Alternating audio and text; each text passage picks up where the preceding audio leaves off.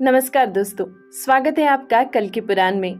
आज हम देखेंगे द्वितीय अंश के अध्याय 6 को। तो आइए दोस्तों शुरू करते हैं। सूत जी बोले, इसके बाद राजाओं के चले जाने पर कल्की जी ने पद्मा जी तथा सेना सहित सिंहल द्वीप से संभल ग्राम को प्रस्थान करने की इच्छा प्रकट की। देवताओं के स्वामी इंद्र जी ने कल्की जी का अभिप्राय समझकर शीघ्र ही विश्वकर्मा यानी देवताओं के भवनादि निर्माता को बुलाकर कहा, हे शिवकर्मा, तुम संभल ग्राम में जाओ।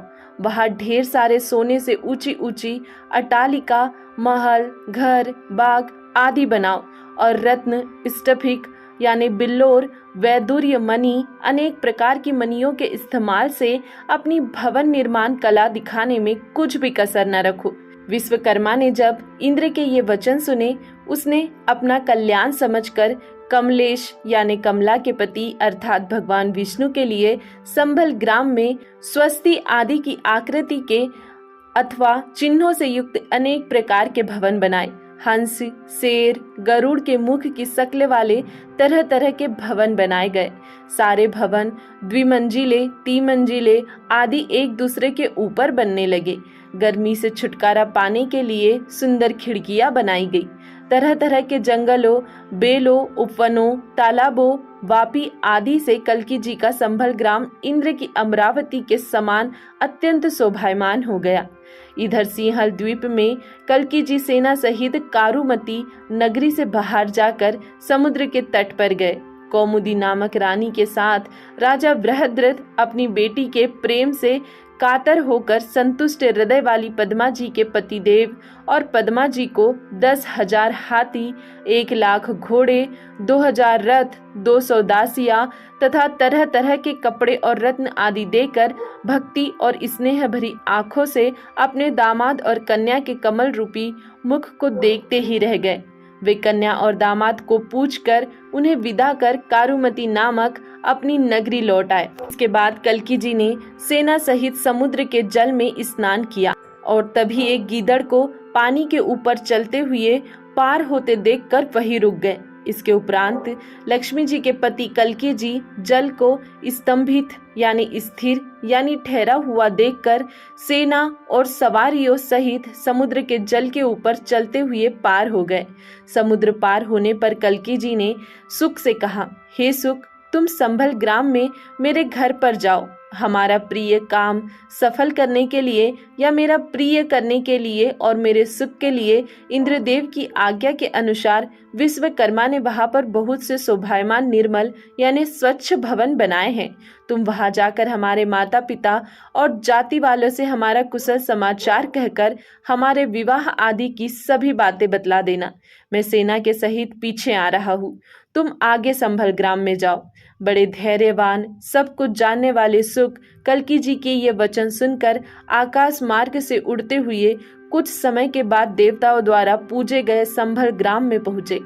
संभल ग्राम में 7 योजना में फैले हुए ब्राह्मण, क्षत्रिय, वैश्य और शूद्र चारों वर्णों के लोग रहते हैं। सूर्य की किरणों की भांति स्वच्छ जगमगाती हुई सैकड़ों अट्टालिकाएं उसमें चारों ओर शोभा बढ़ा रही हैं।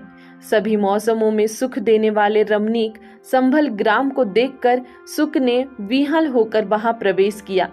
वह एक घर से दूसरे घर में, महल के अगले भाग से आकाश मार्ग में, एक भाग से दूसरे बाग में और एक पेड़ से दूसरे पेड़ पर विचरने लगा। इसी तरह प्रसन्नचित सुक विष्णु यश के घर पहुंच गया। इसके बाद विष्णु यश के पास पहुंचकर तरह तरह की प्यारी कहानियां उसने मीठी वाणी में कही। सिंहल द्वीप से पद्मा जी के साथ कल्की जी के आने की बात बताई। इसके उपरांत विष्णु यश ने जल्दी ही प्रसन्न होकर हृदय से विशाख युवराज और दूसरे मुख्य और माननीय राजाओं को सभी समाचार बताए।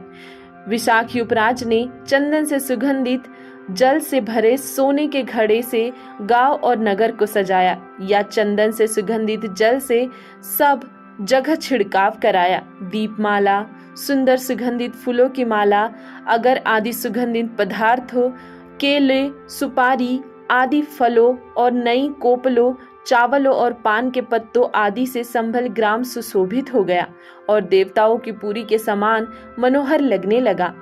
परम सुंदर सुंदरियों की आंखों के आनंद, सुंदर शरीर वाले कृपा के सागर कल्की जी भारी सेना सहित नगर में प्रवेश करने लगे।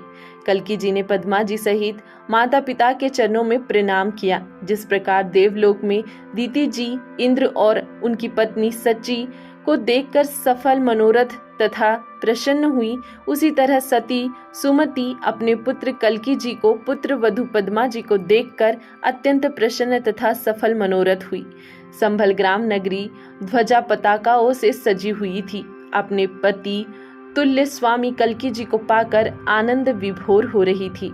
ऐसा लग रहा था मानो इस सुंदरी रूपी नगरी का अंतःपुर मानो उसकी सुंदर जंघाएं यानी जघन यानी नितंब हो, महल उठे हुए स्तन हो, मीनारों पर बने मयूर मानो स्तनाग्र हो, हंसों की पाते मानो मोतियों की लड़ियों से युक्त सुंदर मालाएं हो, सुगंधित धूप आदि का उठता धुआं मानो उसके वस्त्र हो, कोयल का कूकना उसकी मधुर वाणी हो और तोरण द्वार हंसता मुखड़ा हो।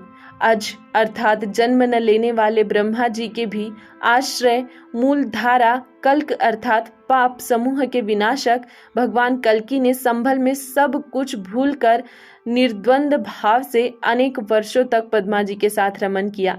कुछ समय के बाद बड़े भाई कवि की कामकला नाम की पत्नी ने बृहदत्त कीर्ति और बृहद बाहु नाम के बहुत बलवान पराक्रमी और परम धार्मिक दो पुत्रों को जन्म दिया।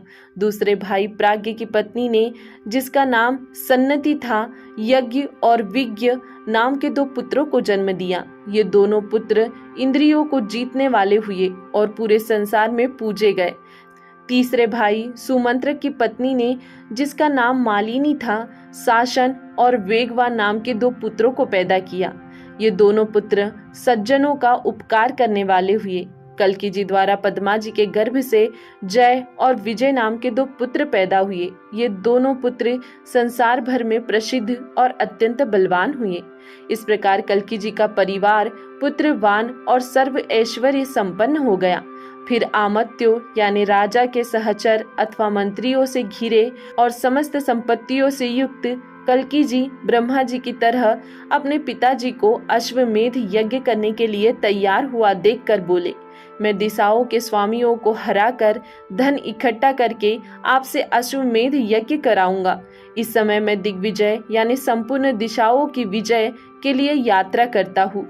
यह कहकर शत्रुओं के नगरों को जीतने वाले कल्की जी प्रसन्न होकर पिता को प्रणाम कर सेना सहित किक्कटपुर की ओर चल पड़े। अति विस्तार में फैली हुई किक्कटपुर नगरी बौद्ध धर्मावलंबियों का मुख्य स्थान है। यहाँ के लोग वैदिक धर्म को नहीं मानते, अपने पितरों और देवताओं की पूजा नहीं करते और परलोक में विश्वास नहीं करते। इस नगरी के अधिकतर लोग केवल अपने शरीर को ही आत्मा मानते हैं। शारीरिक सुखों की चिंता करने वाले हैं और कुल धर्म और जाति धर्म का पालन नहीं करते। और वे लोग धन, स्त्री, भोजन आदि विषयों में अपने पराये का भेद नहीं मानते। यह नगर तरह तरह के लोगों और तरह तरह की पीने वाली और खाने वाली वस्तुओं से भरपूर है। युद्ध करने के लिए सेवकों के साथ कल्की जी का आना सुनकर वहां का राजा जिन दो अक्षौहिणी सेना सहित नगर से बाहर निकला, अनेक हाथियों, रथों, घोड़ों, सोने के आभूषणों से सजे हुए उत्तम वर्ण के रथ वाले और अस्त्र शस्त्र धारण करने वाले योद्धाओं से पृथ्वी ढक गई। सेनाओं के झंडों के कपड़ों से धूप भी पृथ्वी तक नहीं पहुंच पाती थी। दोस्तों, यहाँ अध्याय 6 समाप्त होता है। इसके आगे अगला अध्याय देखेंगे हम अगले वीडियो में। तब तक के लिए धन्यवाद।